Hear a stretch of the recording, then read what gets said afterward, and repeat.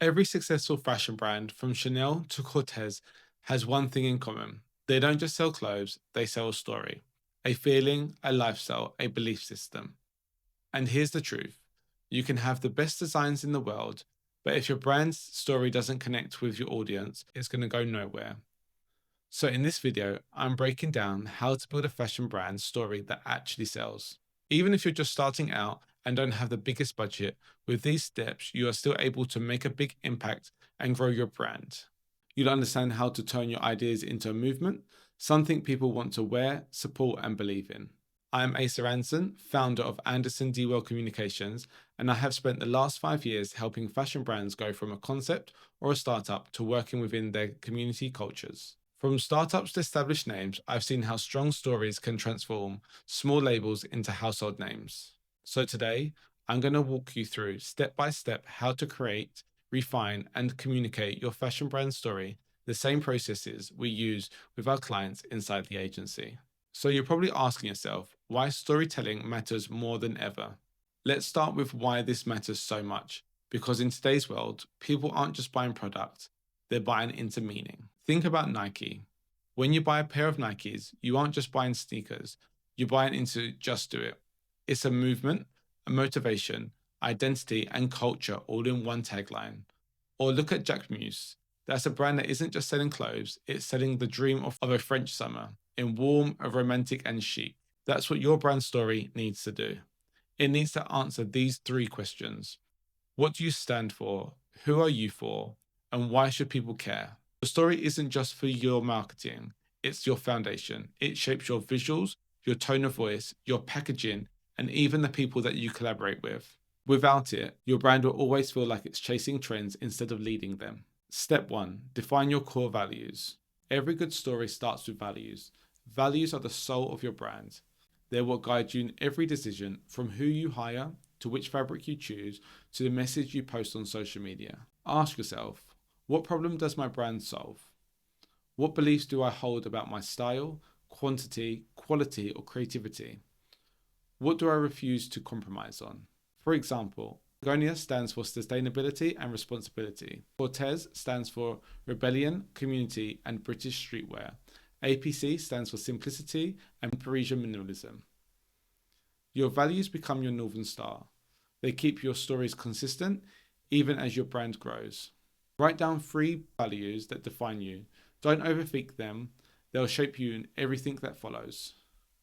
Step 2: build your brand's origin story. Now, people love how stories begin. They want to know why you started. Maybe you couldn't find the clothes that fit your identity. Maybe you wanted to redefine what masculinity or femininity looked like.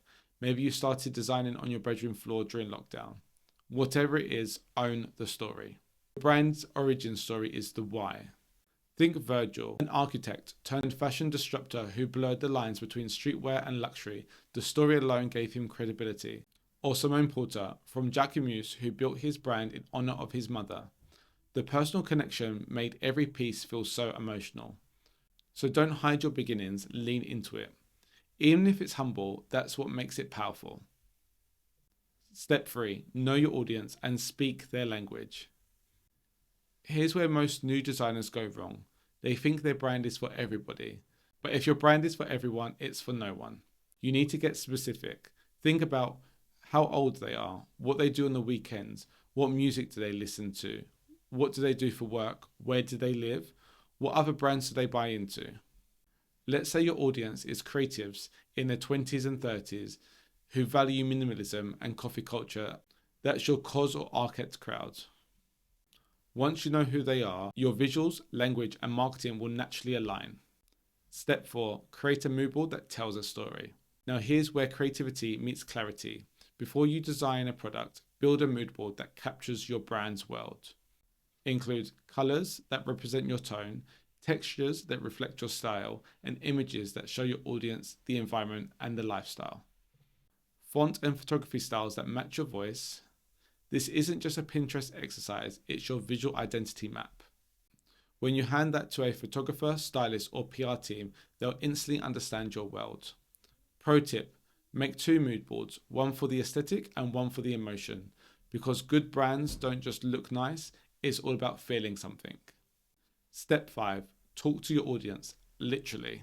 Don't just assume what people want, ask them. You can do this through surveys, polls on Instagram stories, or DM conversations or in person events. Ask questions like, what's missing from fashion right now? What kind of pieces do you actually wear in your everyday life? How much would you pay for a quality coat or hoodie? Then give them a small thank you code, something like a 10% off when it launches. This builds trust and gains data all at the same time. You're not just guessing anymore, you're designing based on real feedback. Understand subcultures and communities. One of the most powerful forms of marketing today is subculture marketing. That means instead of chasing viral trends, you connect deeply with the community that shares your values. Let's say your brand draws from skate culture. You could collaborate with a skater around your town or city, film short interviews or them wearing your product, and post this as content online. Ask them what they're wearing, where they hang out, and what they believe in. Suddenly, your brand isn't just another label, it's part of their world. And here's the key, subculture marketing can also help you find retailers who may become your stockist.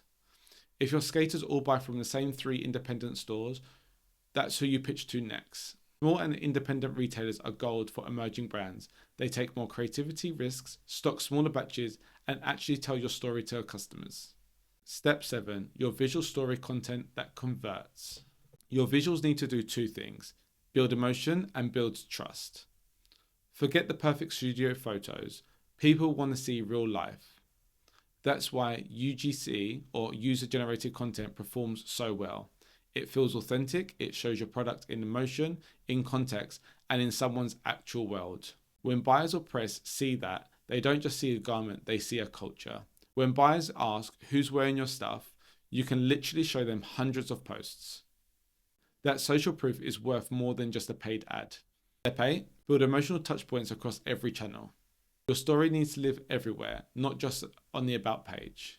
That means your product tags should tell a story, your packaging should match the values, your website should feel like your world, your Instagram caption should sound like your voice. Every interaction, even your email confirmation, should make a customer feel something. For example, if your brand is about nostalgia and youth, maybe your packaging could look like a vintage record sleeve. If it's about minimalism, your website should reflect that. No noise, no clutter. Story should be consistent, but never boring. Step 9, keep your story alive. Here's something a lot of brands forget. The story isn't finished when you launch, it evolves. You'll grow, your audience will grow, your designs will shift. And that's okay, as long as you stay true to your values. Document your journey, show your team working, share your wins and share your challenges. Because people don't just want to buy your clothes, they want to grow with you. And that's how you turn customers into a community. So if you take one thing away from this video, let it be this. Your brand isn't built on fabric, it's built on feelings.